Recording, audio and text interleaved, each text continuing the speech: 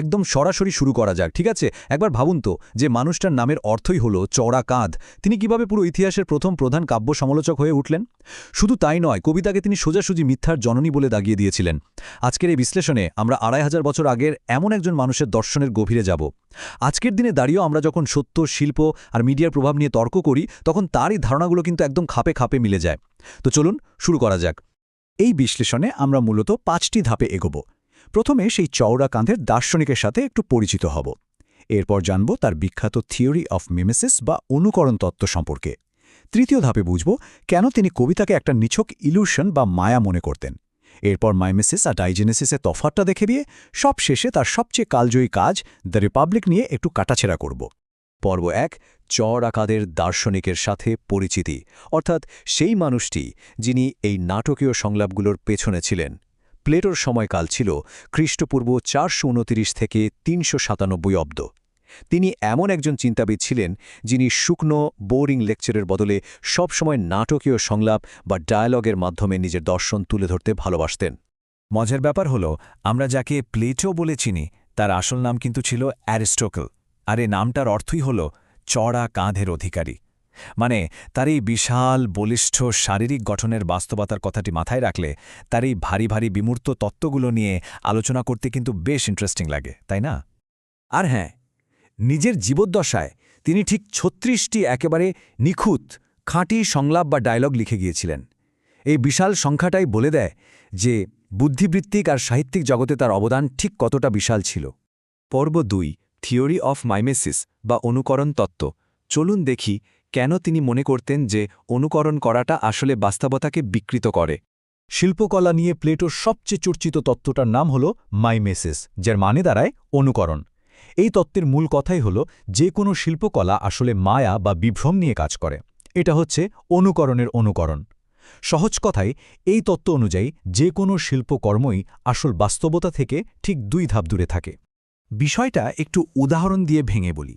ধরুন প্লেটোর সেই বিখ্যাত কাঠমিস্ত্রি আর চেয়ারের উদাহরণটার কথাই ভাবি। প্রথমে একটা চেয়ার কেমন হবে সেই অরিজিনাল আইডিয়া বা ধারণাটা আসে কাঠমিস্ত্রির মাথায়। দ্বিতীয় ধাপে সেই মিস্ত্রি কাঠ দিয়ে তার মনের ধারণাটাকে একটা বাস্তব আকার দেন, মানে চেয়ারটা বানান। আর তৃতীয় ধাপে এসে একজন চিত্রশিল্পী তার ক্যানভাসে সেই কাঠের চেয়ারটার একটা ছবি আঁকেন। বুঝতে পারছেন ব্যাপারটা? মানে ওই আঁকা ছবিটা কিন্তু আসল ধারণা থেকে ২ ধাপ পিছিয়ে আছে। আর ঠিক এই কারণেই প্লেটোর মতে শিল্প সবসময় বাস্তবতা থেকে ২ ধাপ দূরে অবস্থান করে। পর্ব ৩, কেন কবিতা একটি মায়া। এবার দেখা যাক কেন তিনি কবিতাকে সেন্সর করার বা কঠোর নিয়ন্ত্রণের পক্ষে ছিলেন। প্লেটো কিন্তু ইতিহাসের একেবারে প্রথম দিকের কাব্য সমালোচক ছিলেন। তিনি মূলত ৩টে নির্দিষ্ট জায়গা থেকে কবিতার চরম বিরোধিতা করেছিলেন। ১, শিক্ষাগত দৃষ্টিকোণ, ২, দার্শনিক দৃষ্টিকোণ, আর ৩, নৈতিক দৃষ্টিকোণ। তিনি পরিষ্কারভাবে বিশ্বাস করতেন যে কবিতা জিনিসটা পুরোপুরি অনৈতিক, আর এর পুরোটাই মিথ্যের উপর দাঁড়িয়ে আছে। তার কাছে বিষয়টা ছিল একদম সাদাকালো। একদিকে রয়েছে দর্শন, যা একেবারে নিখাদ আদর্শ সত্য বা আইডিয়াল ট্রুথ নিয়ে কাজ করে, আর অন্যদিকে রয়েছে কবিতা, যা শুধুমাত্র একটা বিভ্রম। এটা কেবল কবির চোখে যা ধরা পড়ে তাই তুলে ধরে। প্লেটোর সোজা হিসাব ছিল, কবিতা পড়ে হয়তো সাময়িক আনন্দ পাওয়া যায় ঠিকই, কিন্তু দর্শনের যে ধ্রুব সত্য, সেটা যে কোনো কিছুর চেয়ে অনেক অনেক বেশি গুরুত্বপূর্ণ। শিল্পকলার প্রতি তার এই কট্টর অবস্থানের সবচেয়ে বড় প্রমাণ হল তার এই বিখ্যাত উক্তিটা, কবিরা মিথ্যার জন্মদাতা এবং কবিতা হল মিথ্যার জননী। একবার ভাবুন কতটা তীব্র ছিল তার এই কথাগুলো। পরম সত্যের ব্যাপারে তিনি কতটা আপোষহীন ছিলেন সেটাই একটা লাইন থেকেই বেশ ভালোভাবে টের পাওয়া যায়। পর্ব ৪, মাইমেসিস বনাম ডাইজেনেসিস। গল্প বলার কাঠামোকে কিভাবে তিনি আলাদা করেছিলেন, এবার সেটা একটু দেখে নেওয়া যাক। প্লেটো শুধু সাহিত্যের নৈতিক দিকটাই দেখেননি, গল্প বলার মেকানিজম বা কাঠামো নিয়েও তিনি গভীরভাবে ভেবেছেন। তিনি এটাকে ২টো ভাগে ভাগ করেছিলেন। একটা হলো মাইমেসিস, যেখানে কোনো চরিত্রের বলা কথা হুবহু তুলে ধরা হয় বা সরাসরি পুনরুৎপাদন করা হয়। আর অন্যটা হলো ডাইজেনেসিস, যেটা হলো চরিত্রগুলোর কাজকর্ম আর কথাবার্তার একটা বর্ণনা বা ধারাভাষ্য দেওয়া। এই মাধ্যমগুলো নিয়ে তার বিশ্লেষণ কিন্তু আরও গভীরে গিয়েছিল। যেমন ধরুন তার দ্য ফ্যাড্রাস নামের কাজটিতে তিনি একটা দারুণ তর্কের অবতারণা করেন। সেখানে লিখিত টেক্সট বা লেখার চেয়ে মানুষের মুখে বলা কথাকে কেন বেশি গুরুত্ব দেওয়া উচিত, সেটা নিয়ে বিশাল এক বিতর্কের সৃষ্টি করা হয়েছিল। পর্ব ৫ দ্য রিপাবলিক বিশ্লেষণ। এটা হলো তার মতে ন্যায় বিচার এবং একটা আদর্শ রাষ্ট্রের একেবারে পারফেক্ট রূপরেখা।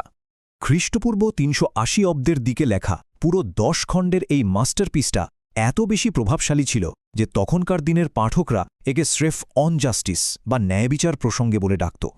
এর ক্যানভাসটা ছিল বিশাল। ন্যায়বিচারের আসল সংজ্ঞা কি, একটা আদর্শ নগর রাষ্ট্রের চরিত্র কেমন হওয়া উচিত, একজন ন্যায়বান মানুষ কি সত্যিই একজন অন্যায়কারীর চেয়ে বেশি সুখী, এমন সব জটিল প্রশ্নের উত্তর খোঁজা হয়েছে এতে। সেই সাথে থিওরি অফ ফর্মস আর আত্মার অমরত্ব নিয়েও দারুণ সব আলোচনা রয়েছে এই বইয়ে। টমাস মুরের ইউটোপিয়ার মতো বিখ্যাত কাজও কিন্তু পরবর্তীতে এই বইটা দ্বারাই প্রভাবভাবে প্রভাবিত হয়েছিল। এই দ্য রিপাবলিকের ভেতরেই প্লেটো একটা চমৎকার রাজনৈতিক তত্ত্ব দিয়েছেন, যাকে তিনি বলেছেন ক্যালিপোলেস। এটা হলো এমন একটা আদর্শ নগর রাষ্ট্র যেটা কেবল আলোচনার মাধ্যমে বা বক্তব্যের মাধ্যমে গড়ে ওঠে। আর এর সবচেয়ে ইন্টারেস্টিং ব্যাপার হলো এই রাষ্ট্রের শাসনভার থাকবে পুরোপুরি দার্শনিক রাজাদের হাতে। এখানে আরও একটা নির্দিষ্ট সরকারি কাঠামোর কথা বলা হয়েছে, যার নাম টিমোক্রেসি। সক্রেটিসের ডায়লগের মাধ্যমে সমাজকে বিশ্লেষণ করতে গিয়ে এই টিমোক্রেসির সংজ্ঞা দেওয়া হয়েছে এভাবে, যেখানে সরকার পরিচালিত হবে এমন মানুষদের দ্বারা যারা ভালোবাসা, শাসন করা এবং সম্মান পাওয়াটাকে সবচেয়ে বেশি ভালোবাসে। প্লেটোর এই সামাজিক তত্ত্বগুলো যে কতটা সূক্ষ্ম আর ডিটেল ছিল সেটা জানলে অবাক হতে হয়। এই ধরুন মিউজিকের কথাই যদি বলি, দ্য রিপাবলিকে মোট 7টা মিউজিক্যাল মোড বা সুর কাঠামোর কথা বলা হয়েছিল, কিন্তু এর মধ্যে সমাজ গঠনের জন্য অনুমোদন দেওয়া হয়েছিল মাত্র দুটোকে, লিডিয়ান এবং আয়োনিয়ান। বুঝতেই পারছেন একটা আদর্শ সমাজকে কন্ট্রোলে রাখার জন্য শিল্পকলাকেও তিনি কতটা কড়া ফিল্টারের মধ্যে দিয়ে পার করেছিলেন। আমরা একেবারে শেষ পর্যায়ে চলে এসেছি। সব শেষে একটা বিষয় একটু চিন্তা করে দেখুন তো, যদি ধরেও নিই যে শিল্পকলা আসলেই বাস্তবতা থেকে 2 ধাপ দূরে থাকে, তাহলেও কি ওই নিখুঁত আদর্শ সত্য খোঁজার জন্য একটা কবিতার ভেতরে থাকা সেই অসীম গভীর সৌন্দর্যকে পুরোপুরি বিসর্জন দেওয়াটা জাস্টিফাইড? সত্যের খোঁজ নাকি শিল্পের প্রতি মানুষের এই চিরন্তন টান, কোনটা বেশি জরুরি? এই গভীর প্রশ্নটা আপনাদের ভাবনার জন্য রেখেই আজকের এই বিশ্লেষণ আমরা এখানেই শেষ করছি।